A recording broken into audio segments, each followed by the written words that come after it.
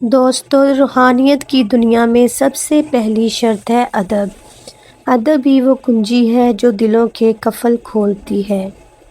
ادب ہی وہ چراغ ہے جو اندھیروں میں روشنی دیتا ہے، اور ادب ہی وہ پل ہے جس کے ذریعے مرید کو مرشد سے فیض ملتا ہے۔ لیکن جب مرید ادب کھو دیتا ہے، پیر کا احترام چھوڑ دیتا ہے، تو سمجھ لو کہ فیض کا دروازہ بند ہو جاتا ہے۔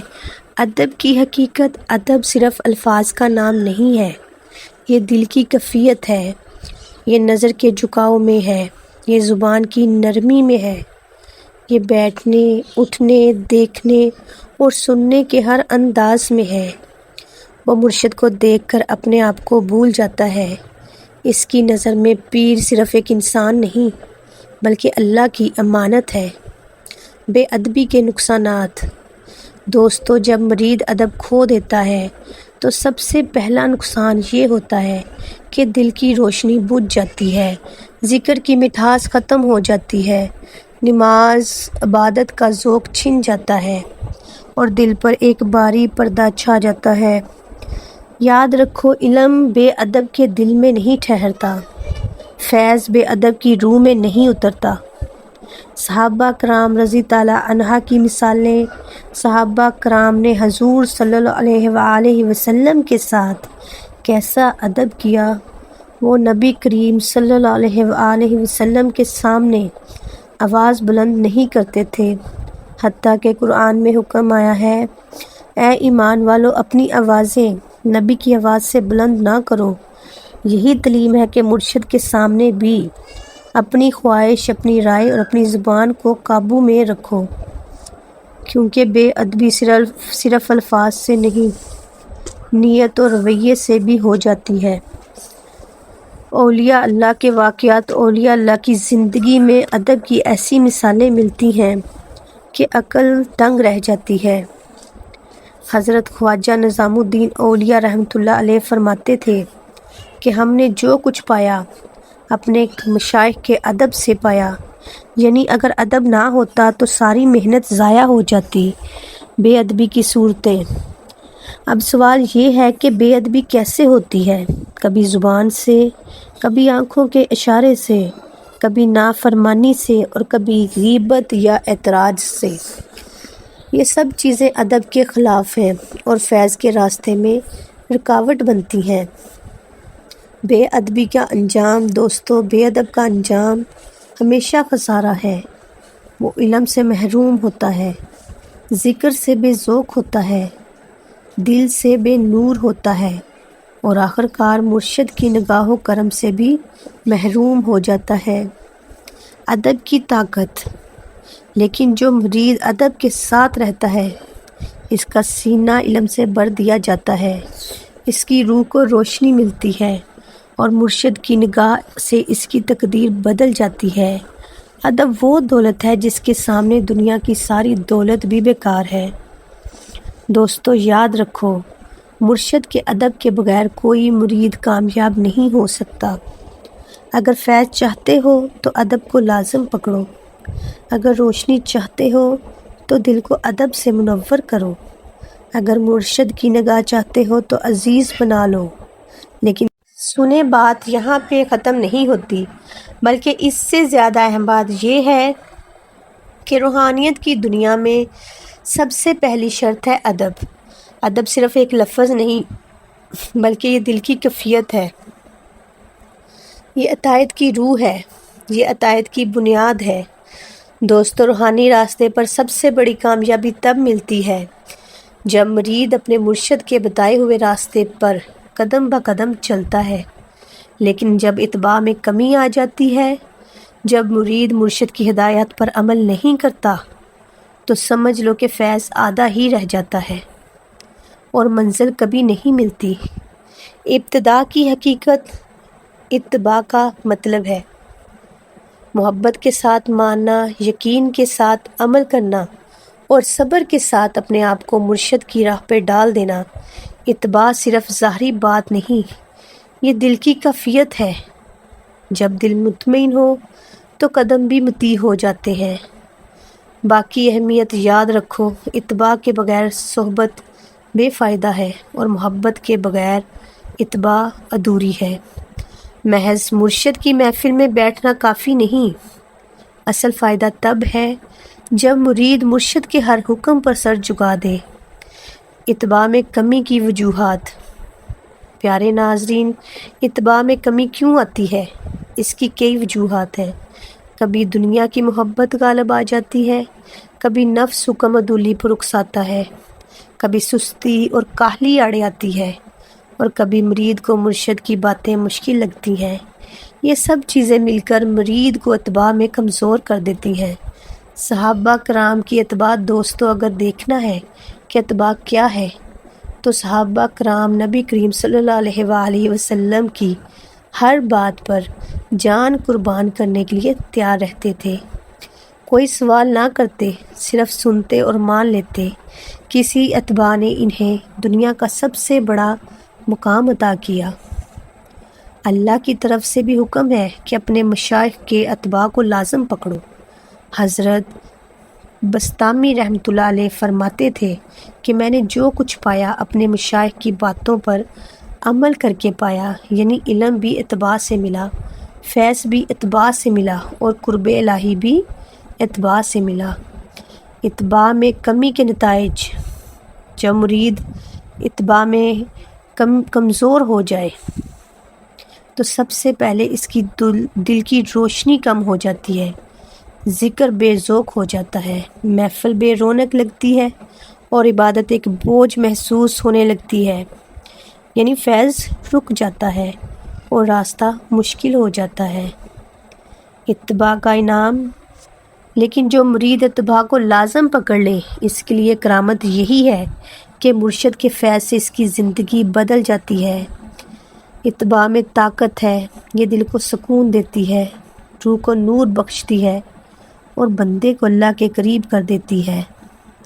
دوستو یاد رکھو، اتباع میں کمی مرید کی سب سے بڑی کمزوری ہے۔ اگر فیض چاہتے ہو تو اتباع کو مضبوط کرو۔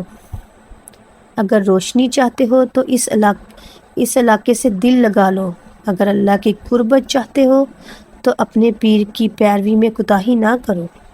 ایک دنیاوی خواہشات جو دل کو بھٹکاتی ہیں، اور دوسری روحانی تمنائیں جو انسان کو اپنے رب کے قریب کرتی ہیں۔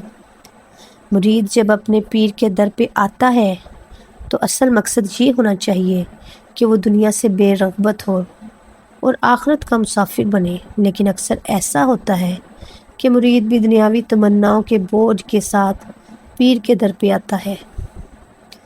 دنیاوی خواہشات کی حقیقت قرآن پاک میں اللہ تعالیٰ فرماتے ہیں، یعنی لوگوں کے لیے دنیا کی خواہشات خوشنما بنا دی گئی ہیں۔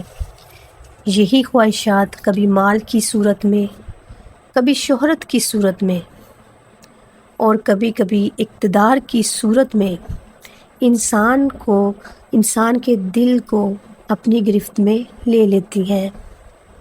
صوفیہ کرام کہتے ہیں کہ دنیا ایک سایہ ہے، بھاگنے والا اس کے پیچھے دوڑتا رہے گا لیکن پکڑ نہ سکے گا۔ بیعت کا مقصد یہ نہیں کہ مرید دنیاوی خواہشات پوری کرے، بیعت کا مقصد یہ ہے کہ مرید اپنی خواہشات کو مار دے، اپنی انا کو توڑ دے، اپنے دل کو پیر کی رہنمائی کے سپرد کر دے۔ حضرت غوث اعظم رحمۃ اللہ علیہ فرمایا کرتے تھے کہ جو اپنے پیر کے پاس دنیا مانگنے آئے وہ دراصل دنیا کا غلام ہے، اور جو اپنے پیر کے پاس دین مانگنے آئے وہ دراصل اللہ کا بندہ ہے۔ قصہ دنیاوی خواہش والا مرید کہتے ہیں، ایک مرید اپنے پیر کے پاس گیا اور عرض کیا کہ حضور دعا کریں کہ میرا کاروبار ترقی کرے، دولت کے خزانے ملیں، دشمن ذلیل ہو جائیں۔ پیر مسکرائے اور فرمایا کہ بیٹا اگر تو یہی لینے آیا ہے تو یہ دنیا تجھے بھی دے گی اور کافر کو بھی دیتی ہے۔ پیر کے در پر آ کر دنیا مانگنا ایسے ہے جیسے کوئی فقیر بادشاہ کے دربار میں جا کر مٹی کا ٹکڑا مانگے۔ مرید خاموش ہو گیا اور پھر رونے لگا، کہا کہ حضور مجھے دنیا نہیں چاہیے، مجھے اللہ چاہیے۔ یہی اصل تبدیلی ہے جو مرید کو دنیاوی تمناؤں سے ہٹا کر روحانی بلندی کی طرف لے جاتی ہے۔ نصیحت: پیر کا فیض کیسے ملتا ہے؟ مرید کو چاہیے کہ پیر سے دنیاوی خواہشات نہ مانگے، بلکہ یوں عرض کرے کہ حضور دعا کریں، میرا دل دنیا کی محبت سے خالی ہو جائے۔ صوفیہ کرام فرماتے ہیں، پیر وہ آئینہ ہے جس میں مرید اپنی حقیقت دیکھتا ہے۔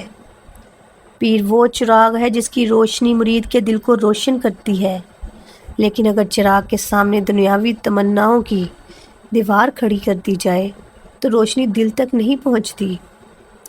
دنیاوی خواہشات کے خطرات: دنیاوی خواہشات مرید کو 3 نقصانات دیتی ہیں۔ پہلا، دل میں بے چینی اور حسد پیدا کرتی ہیں۔ دوسرا، پیر کی صحبت سے اصل فیض چھین لیتی ہیں۔ تیسرا، اللہ کے قرب سے دور کر دیتی ہیں۔ رسول اکرم صلی اللہ علیہ وآلہ وسلم نے فرمایا، دنیا کی محبت ہر گناہ کی جڑ ہے۔ پھر سوچو، اگر مرید پیر کے در پر بھی دنیا مانگنے لگے تو وہ کہاں جا کر دین پائے گا؟ مرید کو پیر کے در پر آ کر یہ نیت کرنی چاہیے، اے اللہ مجھے اپنے ذکر کی لذت دے، مجھے اپنی رضا کی طلب دے، میرا دل دنیاوی تمناؤں سے پاک کر دے۔ پیر کے در پر آ کر دنیا مانگنا ایسے ہی ہے جیسے سمندر کے سامنے آ کر مٹی کی ہانڈی بھرنے کی کوشش کرنا۔ اصل عقل یہ ہے کہ سمندر سے سمندر ہی مانگا جائے۔ دوستو، دنیاوی خواہشات انسان کو عارضی سکون دیتی ہیں، مگر اللہ کی یاد اور پیر کی تربیت انسان کو دائمی سکون دیتی ہے۔ یاد رکھو، مرید وہی ہے جو پیر سے دنیا نہیں بلکہ دین اور اللہ کی محبت مانگے۔ پھر بتایا گیا کہ بے ادب صرف زبان کا نہیں بلکہ دل کی کیفیت کا، نظر کا جھکاؤ اور رویے کی نرمی کا نام ہے۔ اس کے بعد بے ادبی کے نقصانات بیان ہوئے کہ بے ادب علم سے ہو جاتا ہے اور مرشد کی نگاہ کرم سے بھی محروم ہو جاتا ہے۔ یا اللہ، یہاں پر مختلف صحابہ کی مثالیں دے کر سمجھایا گیا کہ انہوں نے کیسے اپنے نبی اور مشائخ کے ادب کو اپنی جان سے زیادہ عزیز رکھا کہ محض محبت کافی نہیں بلکہ اتباع ضروری ہے، یعنی مرشد کے ہر حکم پر عمل کرنا چاہیے، مشکل لگے یا آسان۔ یہ بھی بتایا گیا کہ اتباع میں کمی کیوں آتی ہے، کبھی دنیا کی محبت کی وجہ سے، کبھی سستی اور کاہلی سے، اور کبھی نفس کے بہکانے سے۔ آخر میں دنیاوی خواہشات کے خطرات بھی سمجھائے گئے ہیں کہ اگر مرید پیر کے در پر بھی دنیا مانگنے لگے تو اصل مقصد فوت ہو جاتا ہے۔ پیر کے پاس آ کر دنیا نہیں دین مانگنا چاہیے، اللہ کی محبت مانگنی چاہیے۔ یعنی پورے بیان کا خلاصہ یہ ہے کہ ادب کے بغیر فیض نہیں، اتباع کے بغیر محبت ادھوری ہے، اور دنیاوی تمناؤں کے ساتھ پیر کے در پر آنا اصل مقصد کے خلاف ہے۔ دوستو، یہی اصل نصیحت ہے۔ پیارے مسلمانوں، یہی اصل نصیحت ہے۔ مرید اپنے دل کو ادب، اتباع اور اللہ کی محبت سے بھر دے، تبھی مرشد کا فیض دل میں اترے گا۔ بلکہ سوال ہی باقی ہے، اگر کوئی مرید نافرمانی کرے یا پھر اپنے دل میں شک و شبہات پیدا کرے تو پھر اس کا انجام کیا ہوگا؟ پیارے مسلمان بہن بھائیوں، اسی سوال کا جواب ہم اگلے حصے میں جانیں گے، جہاں ہم دیکھیں گے نافرمانی کرنے والے مرید کس حال کو پہنچتا ہے یا پہنچتی ہے۔ تصوف کی دنیا میں مرید اور مرشد کا تعلق ایک عام رشتہ نہیں بلکہ روحانی نسبت ہے۔ یہ نسبت ایمان، یقین اور اعتماد پر قائم ہے۔ اگر مرید کے دل میں اپنے مرشد کے بارے میں شکوک و شبہات پیدا ہوں، اگر وہ ان کی روحانیت پر شک کرنے لگے، ان کی باتوں پر اعتماد ختم ہونے لگے، تو یاد رکھو یہی وہ لمحہ ہے جب فیض کا دروازہ بند ہو جاتا ہے۔ یقین اور اعتماد اس کی راز سے سب سے بڑی بنیاد ہے۔ یہ بالکل ایسے ہی ہے جیسے ایک مریض، ڈاکٹر، پھر وہ دوا بھی بے اثر ہو جاتی ہے۔ اسی طرح جب مرید مرشد پہ شک کرتا ہے تو مرشد کی دعائیں تعلیمات نگاہ کرم کا اثر زائل ہو جاتا ہے۔ اولیاء کرام نے فرمایا دل کا زہر بے تعلق کو توڑ دیتا ہے اور روحانیت کا رشتہ کمزور کر دیتا ہے۔ کبھی سوچو اگر صحابہ کرام رضوان اللہ علیہ اجمعین اپنے نبی پر شک کرتے تو کیا وہ ایمان کے مقام پر قائم رہ سکتے تھے؟ ہرگز نہیں۔ اس لیے قرآن پاک میں بار بار ایمان اور یقین پر زور دیا گیا۔ مرشد مرید کو اللہ اور رسول صلی اللہ علیہ وآلہ وسلم کے راستے کی طرف لے جانے والا چراغ ہے۔ اگر مرید اس چراغ پر ہی اعتماد نہ کرے تو وہ روشنی کہاں سے پائے گا؟ اندھیروں میں ہی بھٹکتا رہے گا۔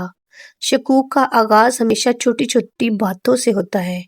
مرشد کی کسی نصیحت کو سمجھ لینا، کسی بات کو فوراً اپنی سمجھ کے مطابق نہ پانا یا دنیاوی عقل سے تولنا، یہ سب دل میں وسوسے ڈال دیتا ہے۔ یاد رکھیں شیطان کی سب سے بڑی کوشش یہی ہوتی ہے کہ وہ مرید کے دل میں مرشد کے خلاف بدگمانی ڈال دے، کیونکہ جب یہ رشتہ ٹوٹ جائے گا تو پھر مرید ننگا ہو جاتا ہے، روحانی تحفظ ختم ہو جاتا ہے۔ جب مرید شک کرتا ہے تو مرشد کا فیض اس پر سے اٹھ جاتا ہے اور ایسے بند ہو جاتا ہے جیسے زمین پر بارش نہ برسے۔ بیج موجود ہوتا ہے لیکن پھل نہیں دیتا۔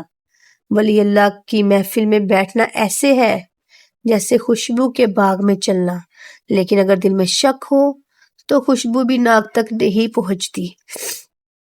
کیا کبھی تم نے سوچا ہے کتنے لوگ مرشد کی صحبت میں بیٹھتے ہیں لیکن سب کو یکساں فیض نہیں ملتا؟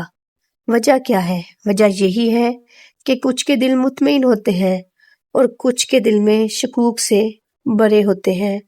حضرت جنید بغدادی رحمۃ اللہ علیہ فرماتے ہیں کہ جس نے اپنے شیخ پر شک کیا وہ کبھی کامیاب نہیں ہوا۔ یہ قول صوفیہ کی پوری تعلیمات کا نچوڑ ہے۔ اس لیے دوستو، اگر تم چاہتے ہو، اگر پیارے مسلمان بہن بھائیوں چاہتے ہو کہ تمہارا دل نور میں آئے، تمہیں ذکر میں لذت ملے، دعا میں اثر پیدا ہو، تو اپنے مرشد پر یقین کو مضبوط رکھو۔ یاد رکھو مرشد بشر ہے لیکن ان کا تعلق اللہ کی ولاد سے ہے۔ اگر تم نے ان پر بدگمانی کی تو اصل میں تم نے اپنے نصیب پر بدگمانی کی۔ شک محبت کو زہر کر دیتا ہے اور یقین محبت کو جاوداں بنا دیتا ہے۔ بس اپنے دل کو شک سے پاک رکھو، یقین کو مضبوط رکھو اور فیض کے دروازے ہمیشہ اپنے لیے کھلے رکھو۔ ویڈیو اچھی لگی تو لائک اور شیئر کرو۔ تب تک کے لیے اللہ حافظ۔